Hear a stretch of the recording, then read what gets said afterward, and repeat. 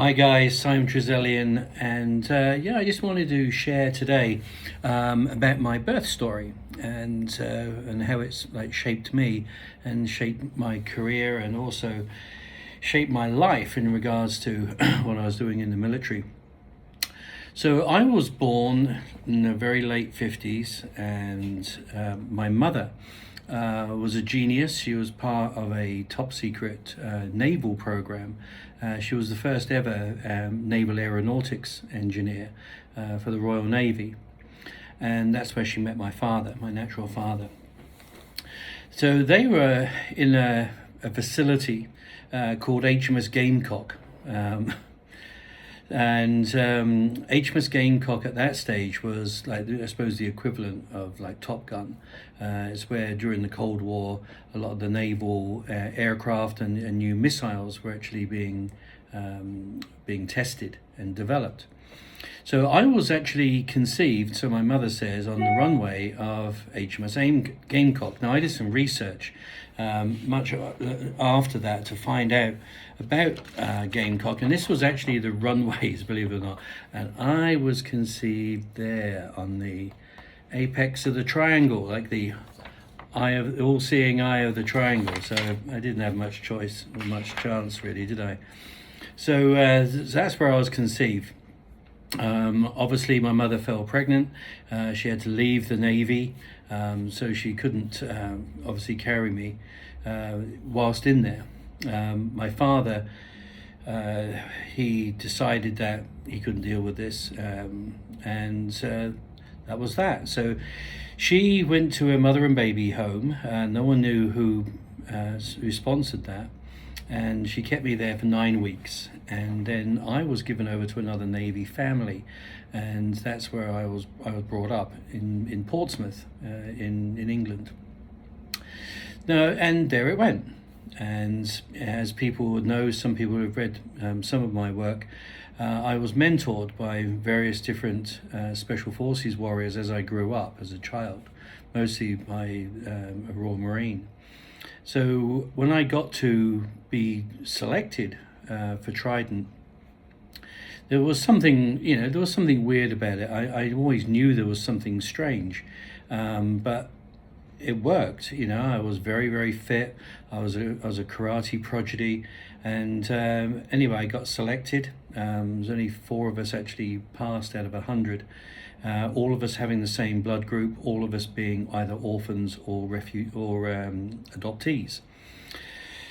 So time goes on, and now we go into the 80s, and I decide that it's time for me to try and find my natural mother. So I did some research and found out that she was in the Navy, that my father was too, Gavin Sutherland, and that she couldn't take me and gave me up to my other parents. So I did some research. I found where a marriage certificate was. She got married to another Navy guy shortly after that, and then moved to Australia. I didn't know that at the time. So I approached a couple of adoption agencies in the UK, one of which was called NORCAP. And so I got all of this stuff back saying, we've tried this match, because at that stage in 1980 they changed the rules so that children that were adopted could actually find their parents, but not the other way around. Anyway, I get this letter back, which is right at the back of all this stuff, as saying, we've tried to match, there is no match, we'll continue to try. This handwritten letter saying, actually, I know this woman. She was in our office last week. She'd flown over from Australia to try and find you. Isn't it bizarre that you're trying to find each other independently within a week of each other after 30 plus years? So I was dumbfounded at that stage. I wrote her a long letter saying, this is me and this is what I'm into, and she wrote back and said, yeah, this is me, this is what I'm into, and we were very similar. We actually looked alike as well. Very similar in nature, very similar in our spiritual beliefs, in what we were. Anyway, so that was wonderful. It was nice to actually meet her. And then later on, I went back to my adoptive parents and said, listen, as you know, I'm an investigator. This is what I do. So I have to find out, what is actually going on here. And so I did, and I said, look, I've actually managed to connect with my natural mother. And they went, oh, okay. And I said, I just need you to know this isn't going to change anything. You're still my parents. You brought me up through all these different things. And they said, no, that's fine. That's fine. We're really pleased that you're going back to your origins. And I said, well, she lives in Australia. I said, would you at some point like to meet her? And they said, yeah, we'll be delighted to meet her. I said, great, she'll be here Friday. And at that point, Jill, my natural mother, came over, and it was so wonderful actually seeing two mothers cross the room and embrace each other after all this time, so 30 odd years. And they became best of friends. They were sharing photos and photo albums and telling stories and all this type of thing. So it was pretty wonderful to see that. They became really good buddies. They started writing to each other every week. And then later on, in the year 2000, my mother was dying. My adoptive mother was dying. So I flew Jill, my real mother, over to be there. I felt that it was time to, tie the knot.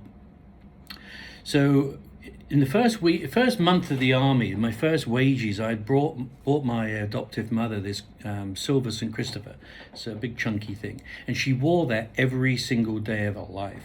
It was wonderful. And at the last day, literally the last day of my mother's life, Jill was there by her bedside. And my mother just took this off, just took the St. Christopher off and placed it in her hand and said, there you go, I'm giving him back to you now. And then she died. So it was, for me, it was a beautiful moment to actually see how two women across the world, across time, different backgrounds, shared the love of a child. That child that brought them together, brought closure as well, and then started a new era where my natural mother Jill became again one of my best friends. She edited my books. She was my agent in Australia at one point, and sadly she died last year. But it was just so beautiful to actually have that experience, and I feel blessed that I had the joy of two mothers, and was able to have that insight to try and bring them together to increase the joy of childhood. So that is part of my origin story. In one of the next videos, I'll talk about my father, because I actually met him as well. So this is me. This is Simon Trezellian signing off, and I'll speak to you again soon. Take care. Bye-bye now.